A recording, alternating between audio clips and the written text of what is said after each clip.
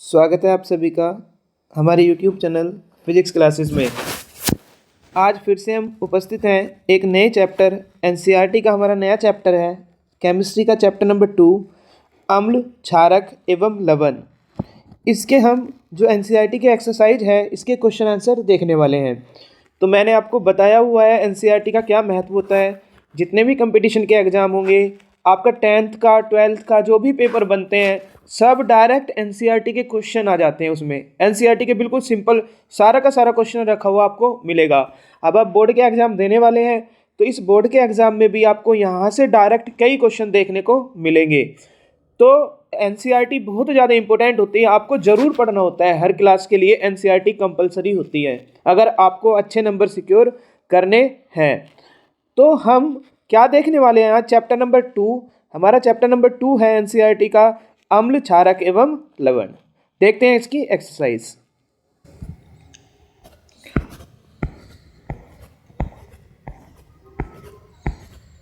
चलिए देखते हैं हम अपनी एक्सरसाइज को। देखिए ये चैप्टर है आपका पूरा, इसको आपको पढ़ना भी होता है। अभी आप फिलहाल इसके क्वेश्चन आंसर कर लीजिए, डायरेक्ट क्वेश्चन मिलते हैं आपको। तो ये है आपका पहला क्वेश्चन। क्वेश्चन नंबर 1, कोई विलयन लाल लिटमस को कैसा कर देता है नीला। इसका पीएच मान क्या हो सकता है, बताना है आपको। देखिए कोई लिटमस लाल को कैसा कर रहा है, नीला, तो वो कैसा होगा, क्षार होगा। क्या होगा वो, क्षारक होगा। और क्षारक का पीएच मान 7 से क्या होता है, बड़ा। तो क्या ऑप्शन होगा, ऑप्शन नंबर डी। ठीक है। क्वेश्चन नंबर 2, कोई विलयन अंडे के पिसे हुए कवच से अभिक्रिया कर एक गैस उत्पन्न करता है जो चूने के पानी को क्या कर देती है, दूधिया। जो चूने के पानी को दूधिया कर देती है, इस विलयन में क्या होगा, बताना है आपको। इस विलयन में क्या होगा। तो क्या पूछा है, एक विलयन है अंडे के पिसे हुए कवच से अभिक्रिया करके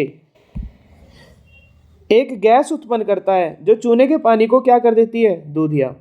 तो जो अंडे का पिसा हुआ कवच होता है उसमें पाया जाता है कैल्शियम कार्बोनेट। क्या पाया जाता है, कैल्शियम कार्बोनेट। कोई विलयन है, मान लीजिए एक्स विलयन है, इसने अभिक्रिया की कैल्शियम कार्बोनेट से, एक गैस उत्पन्न कर दी। ठीक है, एक गैस निकल गई यहाँ पर, कोई गैस जो चूने के पानी को दूधिया कर देता है। तो ये क्या कर देता है, गैस उत्पन्न करता है जो चूने के पानी को दूधिया कर देता है। इस विलयन में क्या होगा, तो ये जो विलयन होगा, ये विलयन होगा आपका HCl। क्या होगा, विलयन HCl। तो ये HCl क्या काम करती है, देखिए जब आप कैल्शियम कार्बोनेट की अभिक्रिया करेंगे, CaCO3 की अभिक्रिया करेंगे HCl से, तो क्या बनेगा। देखिए एक तो आपके पास कौन सी गैस निकलती है, जिस गैस का यहाँ पर जिक्र किया हुआ है वो गैस है कार्बन डाइऑक्साइड। कौन सी गैस निकलती है, कार्बन डाइऑक्साइड। अगर यहाँ से गैस भी पूछ ली जाए तो गैस कौन सी होगी, कार्बन डाइऑक्साइड, यानी कि CO2। क्या होगी, CO2। तो इस तरह से आप देखोगे कि कौन अभिक्रिया करता है, HCl। कौन करता है, HCl। तो option number B HCl correct answer होगा। CO2 के साथ, तथा CO2 चूने के पानी को क्या कर देता है, दूधिया कर देता है। ये करता है दूधिया। क्वेश्चन नंबर 3 देखते हैं। NaOH का 10 ml विलयन HCl के 8 ml विलयन से पूर्णतः उदासीन हो जाता है। यदि हम NaOH के उसी विलयन का 20 ml लें तो उसे उदासीन करने के लिए HCl के कितने विलयन की मात्रा की आवश्यकता होगी, ये क्वेश्चन में पूछा हुआ है। तो देखिए यहाँ पर उसने कहा कि NaOH का 10 ml विलयन, ये 10 ml विलयन लिया हमने NaOH का, HCl के 8 ml विलयन से पूर्णतः उदासीन हो जाता है। तो 10 ml विलयन NaOH का किससे उदासीन हो रहा है, 8 ml विलयन किससे, HCl के। तो इसको डबल कर दिया उसने, 20 ml कर दिया। तो इसको भी क्या करना पड़ेगा, डबल करना पड़ेगा। तो 8 दूनी 16 ml HCl से क्या होगा, वो HCl से उदासीन होगा। तो आंसर क्या आएगा इसका, 16 ml। कितना होगा, 16 ml। क्वेश्चन नंबर 4, अपच का मतलब इंडाइजेशन का उपचार करने के लिए किस औषधि का उपयोग किया जाता है। अपच का उपचार करने के लिए किसका उपयोग किया जाता है, एंटीबायोटिक का नहीं, एनाल्जेसिक का नहीं, पीड़ाहारी होती है ये, एंटीसेप्टिक नहीं, किसका करते हैं? एंटासिड। ये क्वेश्चन इंपॉर्टेंट होता है। एंटासिड ये मैंने बहुविकल्प में भी कराया है। किसका उपयोग करते हैं? एंट एसिड का हम उपयोग करते हैं। चलिए क्वेश्चन नंबर 5, निम्न अभिक्रियाओं के लिए पहले शब्द समीकरण लिखिए तथा उसके बाद संतुलित अभिक्रिया लिखिए। पहले शब्द समीकरण लिखने हैं, उसके बाद संतुलित अभिक्रिया लिखनी है इनकी। सबसे पहला है, देखिए यहाँ पर मैं बता रहा हूँ आपको, पहला 5 का पहला क्या है? तनु सल्फ्यूरिक अम्ल। सल्फ्यूरिक अम्ल मतलब H2SO4 दानेदार जिंक के साथ अभिक्रिया करता है। किसके साथ अभिक्रिया करता है? जिंक के। अब क्वेश्चन ये है, क्या ये हाइड्रोजन को हटा पाएगा? तो आंसर होगा यस, क्योंकि अभिक्रियाशीलता श्रेणी में जिंक का स्थान हाइड्रोजन से ऊपर होता है, इसलिए जिंक आ जाएगा SO4 के साथ। और कौन सी गैस निकल जाएगी? हाइड्रोजन। कौन सी गैस निकल जाएगी? हाइड्रोजन। तो आप देखेंगे इस तरह से ये अभिक्रिया संतुलित भी है। ठीक है। नंबर बी, ये अभिक्रिया तब कर पाओगे जब आपको अभिक्रियाशीलता श्रेणी पता होगी। दूसरा है कि तनु हाइड्रोक्लोरिक अम्ल यानी कि HCl। क्या है? HCl मैग्नीशियम पट्टी के साथ अभिक्रिया करता है। HCl किसके साथ अभिक्रिया करता है? Mg के। तो MgCl2 बनेगा, उसका क्लोराइड बनेगा मैग्नीशियम क्लोराइड। और कौन सी गैस निकलती है? हाइड्रोजन। इसको बैलेंस कर लेंगे 2HCl 2H। ठीक है। नंबर सी, तनु सल्फ्यूरिक अम्ल यानी कि H2SO4 एल्यूमिनियम चूर्ण के साथ अभिक्रिया करता है। किसके साथ करता है? एल्यूमिनियम चूर्ण के। तो क्या बनता है? एल्यूमिनियम का सल्फेट बनेगा Al2SO4 का होल थ्राइस। और कौन सी गैस निकलेगी? हाइड्रोजन। कौन सी गैस निकलेगी? हाइड्रोजन। इसको बैलेंस कर देंगे 3 और 2। और नंबर डी आपका क्या बनेगा? तनु हाइड्रोक्लोरिक अम्ल यानी कि HCl। डी में क्या आएगा? तनु हाइड्रोक्लोरिक अम्ल HCl किसके साथ अभिक्रिया कर रहा है? लोहे के रेतन के साथ अभिक्रिया करता है। तो क्या बनता है? उस आयरन का क्लोराइड बनेगा FeCl3। और कौन सी गैस निकलेगी? हाइड्रोजन। FeCl3 और कौन सी गैस निकलती है यहाँ पर? हाइड्रोजन। FeCl3 + 3H2। इसको बैलेंस कर देंगे 6 और यहाँ आ जाएगा 2। तो ये चारों अभिक्रिया इस तरह से आपकी पूछी जाएगी, डायरेक्ट पूछा जाता है, इंपॉर्टेंट है ये चारों मैंने आपको करा दी, यहाँ आप देख सकते हैं ये रही।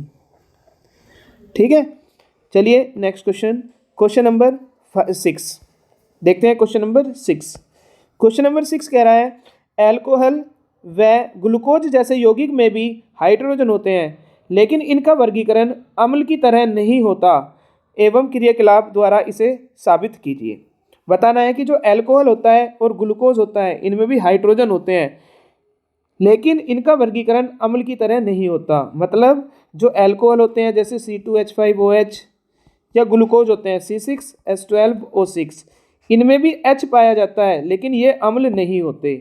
क्यों नहीं होते वो अम्ल? ये क्वेश्चन है, अम्ल क्यों नहीं होते? देखिए इसका उदाहरण आप इस तरह से समझ सकते हैं। आप क्या कीजिए क्वेश्चन नंबर 6 के लिए, क्वेश्चन नंबर 6 में आप क्या कीजिए, एक बीकर लीजिए। क्या लेना है? बीकर। ठीक है। एक आपको बीकर लेना है। उस बीकर के अंदर, ये आपने मान लीजिए बीकर ले लिया, इस बीकर के अंदर 2 कील लगा दीजिए, नेल। क्या लगा दीजिए? नेल। यहाँ पर कुछ भी एक रबड़ कोर्क रख दीजिए, रबड़ का। ये क्या है? रबड़ कोर्क।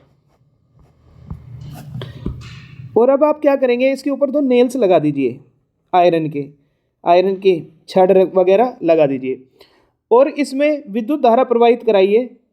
देखिए कैसे, कब करानी है, इसे एक सोर्स से जोड़ दीजिए, बैटरी से। अब क्या होगा, मान लीजिए आपने इसमें HCl भरा है। क्या भरा है इसमें? HCl। ये HCl है। तो आप देखेंगे कि इसमें अगर HCl है, क्या है आपकी बार? HCl।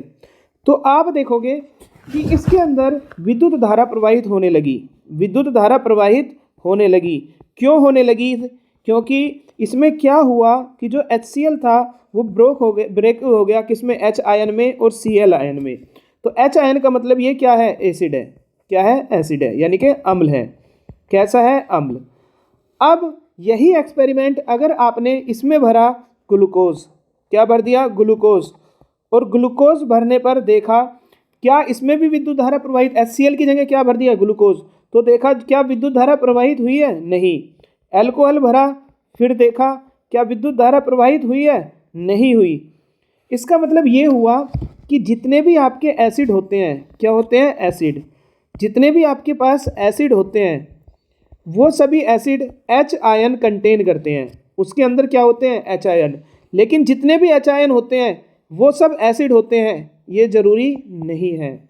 दोबारा समझ लीजिए कि जितने भी सारे एसिड होते हैं, अम्ल होते हैं, उसमें सभी में H आयन होगा, लेकिन जिसमें H आयन है वो एसिड होगा, ये जरूरी नहीं है। मतलब HCl में H आयन है, ये एसिड होगा, ये जरूरी नहीं होता, लेकिन एसिड है। लेकिन अगर C2H5 लें, C2H5OH लें या C6H12O6 लें, इनके अंदर भी H आयन पाया जाता है, ये एसिड हो, ये जरूरी नहीं होता। तो ये एसिड नहीं होते, इसलिए इसमें विद्युत धारा प्रवाहित नहीं की जाती। अगर ऐसा होता तो जो बैटरी होती, बैटरी के अंदर हम मिलाते हैं सल्फ्यूरिक अम्ल, सल्फ्यूरिक अम्ल ना मिलाकर ग्लूकोज मिला देते, ग्लूकोज लाते 5-7 रुपये का खरीद कर, पानी में घोला और ग्लूकोज को मिला दिया। या एल्कोहल लाते, एल्कोहल को बैटरी में गिराते रहते थोड़ा थोड़ा डेली। क्या ऐसा करते हैं, नहीं करते। उसके अंदर मिलाया जाता है एसिड, और कौन सा एसिड, H2SO4। तो इसका कारण क्या होता है, मैंने आपको अभी बताया, किसका कारण, एल्कोहल तथा ग्लूकोज जैसे यौगिक में हाइड्रोजन होते हैं, लेकिन वर्गीकरण अम्ल की तरह नहीं होता। क्यों नहीं होता, क्योंकि इनके जलीय विलयन में विद्युत धारा प्रवाहित नहीं की जा सकती, इनको आयनों में ब्रेक नहीं किया जा सकता। ये इसका एक्सपेरिमेंट होता है, और इससे सिद्ध होता है जितने भी सारे अम्ल होंगे उसके अंदर H आयन होगा, ये जरूरी है, लेकिन जिसके अंदर H आयन होगा वो अम्ल होगा, ये जरूरी नहीं है। ठीक है, तो इसका आंसर ये था। क्वेश्चन नंबर 7, ये 6 हो गया। आश्रित जल यानी कि distilled water, distilled water important question है। विद्युत का चालक क्यों नहीं होता जबकि वर्षा जल होती है, इसका मतलब क्या है, समझिए। आपने क्या किया, 2 बीकर लिए, ये 2 बीकर हैं, इसमें भर दिया डिस्टिल्ड वाटर या आसुत जल, डिस्टिल्ड वाटर या आसुत जल, और इसमें भर दिया वर्षा का जल। क्या भर दिया, वर्षा का जल। अगर मैं आपसे क्वेश्चन पूछूं किसके अंदर विद्युत धारा प्रवाहित हो जाएगी, किसके अंदर विद्युत धारा प्रवाहित हो जाएगी, तो आंसर होगा इसके अंदर विद्युत धारा प्रवाहित हो जाएगी। इसके अंदर धारा प्रवाहित होगी, नहीं होगी। क्यों नहीं होगी इसके अंदर धारा, ये क्वेश्चन पूछ रहा है कि जो आसुत जल है उसके अंदर विद्युत धारा क्यों प्रवाहित नहीं होती। तो इसका आंसर में आपको क्या लिखना होगा, मैं बता देता हूँ कि जो डिस्टिल्ड वाटर होता है, डिस्टिल्ड वाटर का मतलब DISTILLED, डिस्टिल्ड वाटर, या इंग्लिश में बोलते हैं इसको क्या, आसुत जल। क्या बोलते हैं, आसुत जल।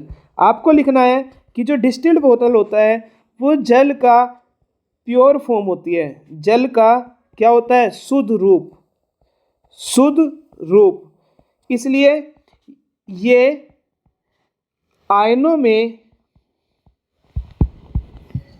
विभाजित नहीं होता, मतलब ये आयनों में विभाजित नहीं होता। अगर HCl की बात करते हैं तो HCl विभाजित हो जाता है किस किस में, H आयन में और Cl आयन में, उन्हीं आयन के कारण विद्युत धारा प्रवाहित होती है। लेकिन अगर आपने डिस्टिल्ड वाटर डाल दिया बैटरी के अंदर तो क्या विद्युत धारा प्रवाहित होगी, नहीं होगी। क्यों नहीं होगी, क्योंकि जल का शुद्ध रूप होता है कौन, डिस्टिल्ड वाटर, और ये आयनों में विभाजित नहीं होता। किस में विभाजित नहीं होता, आयनों में विभाजित नहीं होता। इसका मतलब इसमें विद्युत धारा प्रवाहित नहीं होती, विद्युत धारा प्रवाहित नहीं होती।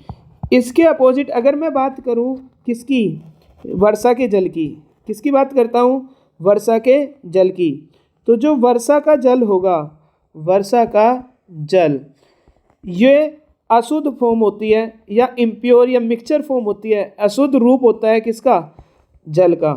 कैसा रूप होता है, जल का अशुद्ध रूप होता है कौन, रेन वाटर, जो आयन कंटेन करता है। इसके अंदर क्या होते हैं, आयन होते हैं। क्या होते हैं, आयन। इसलिए ये विद्युत धारा क्या कर देता है, प्रवाहित कर लेता है। विद्युत धारा का क्या करता है, प्रवाह करता है।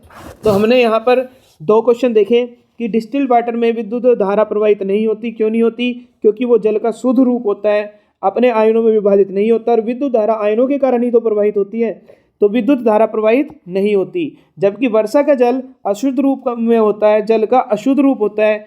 इसमें अशुद्ध रूप वैसा नहीं होता, अशुद्ध रूप केमिस्ट्री की लैंग्वेज में अशुद्ध होता है। क्यों? क्योंकि इसके अंदर आयन मिले होते हैं। क्या मिले होते हैं? आयन। और आयन के कारण ही विद्युत धारा का प्रवाह होता है। तो अगर किसी भी चीज़ में विद्युत धारा का आपको प्रवाह करना है तो उसके अंदर आयन होना जरूरी होता है, या वो आयनों में क्या हो जाए, ब्रेक हो जाए। जैसे HCl ब्रेक हो जाता है H आयन में प्लस Cl आयन में। H2SO4 ब्रेक हो जाता है H आयन में और सल्फेट आयन में। ठीक है। उसके बाद आप देखेंगे कि और बहुत सारे एग्जाम्पल होते हैं, HNO3, ठीक है, ये भी H में और NO3 में। तो इस तरह से आप देखेंगे कि ये सब आयनों में क्या हो जाएंगे, विभक्त हो जाएंगे। चलिए नेक्स्ट क्वेश्चन की ओर। क्वेश्चन नंबर हो गया हमारा 5। क्वेश्चन नंबर 6, जल की अनुपस्थिति में अम्ल का व्यवहार अम्लीय क्यों नहीं होता?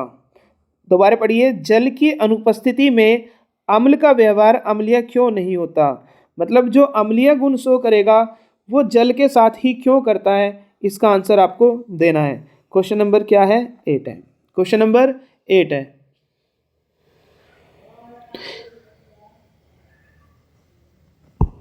तो जो जल होता है, जल वो क्या काम करता है, किसी अम्ल के आयनीकरण में सहायक होता है। जल किसी अम्ल के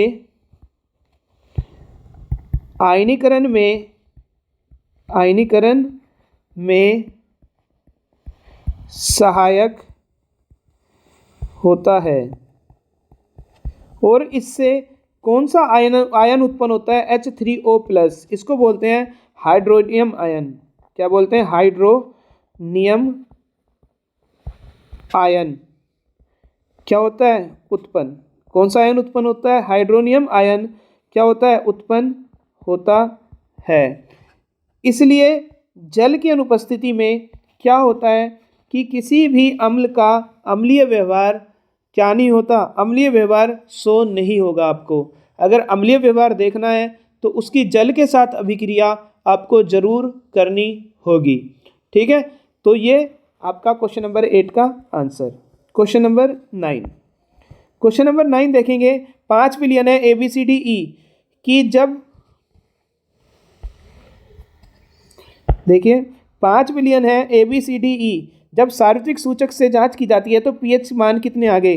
देखिए एक का पीएच मान एक का 4, चलो ऐसे ही लिख लेते हैं, एक नहीं दोबारा लिखेंगे, जैसे दिया है उसी क्रम में लिखेंगे। 1 4, फिर गलत हो गया, क्या है? 4 1 11 7 और 9, 7 और 9। ये किसका है? ये ए का है। ये किसका है? बी का। ये किसका है? सी का। ये डी का। और ये किसका है? ई का। ये किसका है? ई का। ABCDE। इस तरह से इनके क्या है? ये है इनके पीएच मान। क्या है? पीएच मान। अब देखिए उसने पूछा है कौन सा विलयन, सबसे पहले उदासीन पूछा है, तो उदासीन कौन सा होगा जिसका अम्लीय विलयन कितना होगा आपके पास? कितना होगा बताइए? अम्लीय विलयन कितना होगा? 7। कितना होगा? 7। तो कितना होगा अम्लीय विलयन? तो देखिए अम्लीय विलयन 7 किसका है आपके यहाँ पर? अम्लीय विलयन 7 किसका है? डी का। किसका है? डी का। तो आंसर क्या होगा आपके पास? उदासीन कौन सा विलयन होगा? डी। कौन सा विलयन उदासीन होगा? डी। दूसरा, प्रबल क्षारीय किसका है? बताइए जो प्रबल क्षारीय है वो किसका होगा? तो जो प्रबल क्षारीय होगा उसका पीएच मान 7 से उतना ही ज़्यादा होगा। 7 से ज़्यादा देखिए किसका है? सी का या ई का। क्षारीय कौन से होंगे? सी और ई। ये कैसे होंगे? लिख देता हूँ मैं यहाँ पर, देख लीजिए। ये 11 वाला कैसा है? क्षारीय। कैसा होगा? जिसका 7 से कम होगा, 7 से ज़्यादा होगा, सॉरी, क्षारीय। ये भी कैसा है? क्षारीय। ये कैसा होगा? उदासीन। कैसा होगा? उदासीन। ये कैसा होगा? ए वाला अम्लीय। और ये भी कैसा होगा? अम्लीय। कैसा होगा? अम्लीय। अब बताइए, तो यहाँ पर आपको बताना है स्ट्रांगली जो एल्केलाइन होगा। सो सबसे ज़्यादा क्षारीय वो होगा जिसमें सबसे ज़्यादा पीएच मान होगा, जिसका कितना, सी। तो प्रबल क्षारीय कौन सा होगा, सी। फिर पूछा है प्रबल अम्लीय, जिसका पीएच मान सबसे कम होगा वो प्रबल क्षारीय हो, सॉरी प्रबल अम्लीय होगा। तो कौन सा होगा, बी। कौन सा होगा, बी। फिर पूछा है दुर्बल अम्लीय, दुर्बल अम्लीय जिसका पीएच मान 7 के पास होगा। 7 के पास किसका है, 4 वाले का, तो इसका आंसर होगा ए। और दुर्बल क्षारीय जो बचा है आपके पास ई, क्या है, ई। दोबारा समझ लीजिए इस क्वेश्चन को। जो पीएच मान होता है, पीएच स्केल 0 से लेकर कितने तक होता है, 14 तक। 0 बीच में 7 आएगा और यहाँ पर कितना आएगा, 14। अगर मैं बात करता हूँ किसकी, प्रबल, अगर मैं बात करता हूँ 0 से कम वाले, इधर वाले सारे, सॉरी 7 से कम वाले, ये सब होंगे आपके पास अम्लीय। और 7 से ज़्यादा वाले कैसे होंगे, क्षारीय। कैसे होंगे, क्षारीय। और 7 कैसा होगा, उदासीन। कैसा होगा, उदासीन। अगर मैं बात करता हूँ 0 वाला सबसे ज़्यादा अम्लीय होगा, प्रबल अम्लीय। और 14 वाले की बात करता हूँ, 14 की, तो ये सबसे ज़्यादा क्षारीय होगा, तो ये कैसा होगा, प्रबल क्षारीय। कैसा होगा, प्रबल क्षारीय। तो अगर आप इस 7 से इधर चलेंगे तो क्षारकता का बढ़ता क्रम है ये, क्षारकता का बढ़ता क्रम। इससे इधर चलेंगे तो ये अम्लीयता का बढ़ता क्रम है। किसका, अम्लीयता का बढ़ता क्रम। मतलब इधर से आप इधर जाएंगे तो 0 वाला सबसे ज़्यादा अम्लीय होगा, इधर से इधर जाएंगे तो 14 वाला सबसे ज़्यादा क्षारीय होगा। ठीक है, चलिए नेक्स्ट क्वेश्चन देखते हैं। क्वेश्चन नंबर 10, 9 तक हो गए हमारे। ठीक है, अब वो पूछ रहा है पीएच मानों को हाइड्रोजन आयन की सांद्रता के आरोही क्रम में लगाना है। किस क्रम में लगाना है, आरोही, यानी कि बढ़ते क्रम में। ठीक है, तो कैसे लगा देंगे, लगा दीजिए बढ़ते क्रम में। सबसे ज़्यादा, सबसे पहले 11 वाला, फिर 9 वाला, 7 वाला, 4 वाला और फिर 1 वाला, इस तरह से बढ़ता क्रम है। ठीक है, चलिए क्वेश्चन नंबर 10, परख नली ए एवं बी, इसको रफ कर देता हूँ।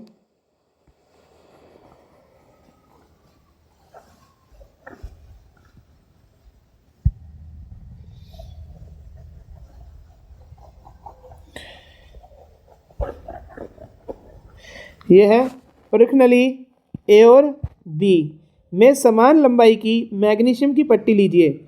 परख नली ए में हाइड्रोक्लोरिक अम्ल, ए में क्या डाला, हाइड्रोक्लोरिक अम्ल, देखिए ए में डाला HCl, तथा बी में एसिटिक अम्ल, बी में क्या डाला, CH3COOH डालिए। दोनों किसके लिए, मैग्नीशियम की पट्टी, किसके लिए, मैग्नीशियम की। दोनों अम्लों की मात्रा तथा सांद्रता समान है, किस प्रखनली में अधिक तेजी से बुदबुदाहट होगी और क्यों होगी, ये आपको आंसर देना है। ठीक है, दोबारा समझ लीजिए। एक प्रखनली है ए और बी, इसमें समान लंबाई है, किसकी प्रखनली है, मैग्नीशियम की। एक में HCl डाला, एक में एसिटिक अम्ल डाला, तो किस में ज़्यादा बुदबुदाहट होगी और क्यों होगी, ये आपको बताना है। तो जो बुदबुदाहट होगी, या तो यहाँ देखिए जो HCl है वो आपका स्ट्रॉन्ग एसिड है, यानी कि प्रबल अम्ल है। क्या है, प्रबल अम्ल। और जो एसिटिक अम्ल है वो दुर्बल अम्ल है। कैसा अम्ल है, दुर्बल। तो क्या होगा कि बुदबुदाहट उसमें ज़्यादा होगी, जिसकी अम्लीयता जितनी ज़्यादा होती है उसके अंदर उतनी ही ज़्यादा बुदबुदाहट या फिजिंग होगी। तो इसका सही आंसर कौन सा होगा, ऑप्शन नंबर ए, यानी कि ए परख नली में ज़्यादा बुदबुदाहट होगी। क्यों होगी, क्योंकि एक प्रबल अम्लीय है, इसके साथ वो प्रबलता से क्रिया करेगा, इसके साथ Mg के साथ। तो इसका आंसर होगा ए, ऑप्शन नंबर ए। चलिए क्वेश्चन नंबर 11, क्वेश्चन नंबर 11 कह रहा है ताजे दूध के पीएच का मान 6 होता है, दही बन जाने पर इसके पीएच मान में क्या परिवर्तन होगा, अपना उत्तर बताइए। देखिए क्वेश्चन आपको समझ आ गया होगा। क्वेश्चन कह रहा है कि जो दूध ताज़ा होता है उसका पीएच मान कितना होता है, जो ताज़ा दूध होगा उसका पीएच मान कितना होगा, 6। कितना होता है, 6। और दूध से अगर दही बना दी तो पीएच मान में क्या परिवर्तन होगा। तो अगर आपने दूध से दही बनाई है तो दही जो होती है वो होती है एसिडिक। कैसी होती है? एसिडिक, यानी कि अम्लीय। इसका मतलब पीएच मान कम हो जाएगा। तो पीएच मान कैसा हो जाएगा? कम हो जाएगा। कम हो जाएगा। क्यों हो जाएगा कम? क्योंकि ये कैसी होती है? अम्लीय। दही का नेचर कैसा होता है? अम्लीय। तो 6 से क्या हो जाएगा? कम हो जाएगा। 6 से कम। Question number 12। एक ग्वाला ताजे दूध में थोड़ा बेकिंग सोडा मिलाता है। क्या मिला दिया उसने? Baking soda. अब क्या बताना है? ताजे दूध के पीएच के मान को 6 से बदलकर थोड़ा क्षारीय क्यों बना देता है? इस दूध को दही बनने में अधिक समय क्यों लगता है? 2 क्वेश्चन है। एक क्वेश्चन का तो आंसर आपको अभी ऊपर ही मिल गया होगा कि ग्वाले ने ताजे दूध में थोड़ा बेकिंग सोडा मिलाया। क्या मिलाया? ताजे दूध में बेकिंग सोडा। समझिए, यहाँ पर फ्रेश मिल्क था। फ्रेश क्या था? मिल्क। इसमें मिला दिया बेकिंग पाउडर। क्या मिला दिया? Baking powder. अब आगे समझिए। तो जब कोई ग्वाला होता है उसने फ्रेश मिल्क में क्या मिला दिया? फ्रेश मिल्क में मिला दिया क्या? Baking soda. तो बेकिंग सोडा का नेचर क्या हो जाता है? इससे बेकिंग पाउडर मिलाने से उसका जो प्रकृति है वो थोड़ी एल्केलाइन हो जाती है। प्रकृति थोड़ी क्षारीय हो जाती है। मतलब पीएच पहले कितना था? 6। अब पीएच का मान थोड़ा बढ़ जाएगा। पीएच का मान थोड़ा बढ़ जाएगा, 6 से थोड़ा ज़्यादा हो जाएगा। इसीलिए क्या होगा कि इसने पूछा ताजे दूध के पीएच के मान को 6 से बदलकर थोड़ा क्षारीय क्यों बना देता है। पहला क्वेश्चन ये पूछा कि क्यों बना देता है। तो जो ग्वाला होता है वो पीएच मान को क्यों बढ़ाता है? क्वेश्चन ये है कि पीएच मान को क्यों बढ़ाता है। अगर उसने ताज़ा दूध बेचा तो वो ताज़ा दूध होता है अम्लीय। ताज़ा दूध कैसा होता है? ताज़ा जो दूध होता है वो होता है आपके पास अम्लीय। कैसा होता है? अम्लीय। अब अम्लीय दूध है ताज़ा, तो इसका मतलब ये होगा, तो इस अम्लीयता की वजह से दूध जल्दी क्या हो जाता है? खट्टा हो जाता है। क्या होता है? खट्टा। तो इसमें इसका पीएच मान 6 के आसपास होता है। लेकिन जब इसमें वो मिला देगा बेकिंग सोडा। क्या मिला देगा? Baking soda. तो बेकिंग सोडा मिलाने पर इसका पीएच मान 6 से बढ़ जाता है। 6 से बढ़ने का मतलब है वो किसकी तरफ को चलने लगता है? क्षार की तरफ को। किसकी तरफ को चलने लगता है? क्षारीय होने लगता है।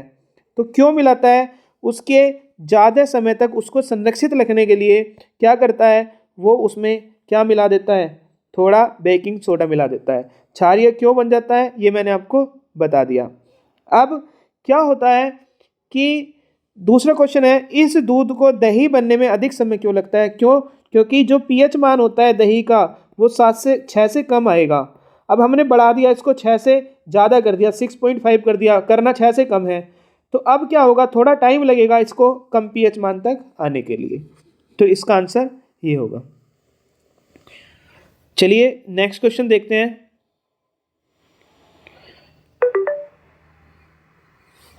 Question number 13।